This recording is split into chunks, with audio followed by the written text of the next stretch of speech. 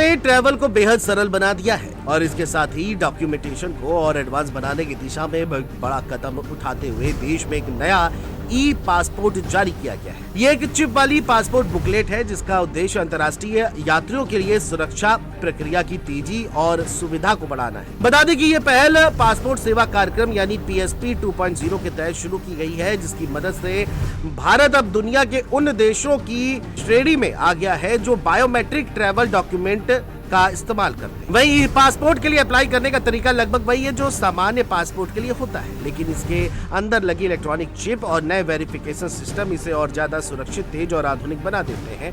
तो चलिए आज आपको इस खबर में बताते हैं कि ई पासपोर्ट के लिए कौन अप्लाई कर सकता है और इसका प्रोसेस क्या है। और सबसे पहले बात करते हैं क्या होता है ई पासपोर्ट। दरअसल ई पासपोर्ट दिखने में सामान्य भारतीय पासपोर्ट जैसा ही होता है, लेकिन इसके अंदर एक सुरक्षित RFID चिप और एंटीना लगा होता है। इस चिप में बायोमेट्रिक डिटेल के साथ साथ आपकी पर्सनल डिटेल सुरक्षित रूप से स्टोर रहती है।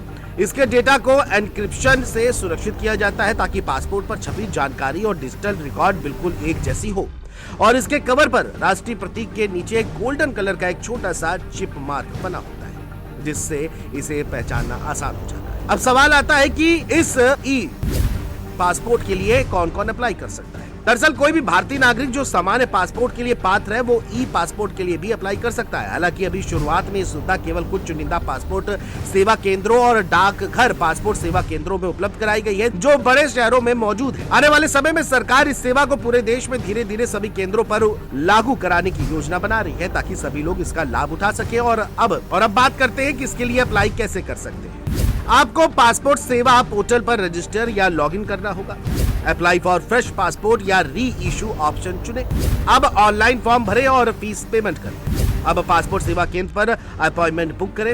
ओरिजिनल डॉक्यूमेंट के साथ अपॉइंटमेंट सेंटर जाएं। बायोमेट्रिक डेटा देने के बाद प्रोसेसिंग शुरू होगी। अप्रूव के बाद ई पासपोर्ट रजिस्टर्ड पते पर भेजा जाएगा। तो इस प्रक्रिया के तहत आपको आपका ई पासपोर्ट मिल जाएगा। ये खबर आपको कैसी लगी कमेंट करके जरूर बताएं और देखते रहे JNT न्यूज।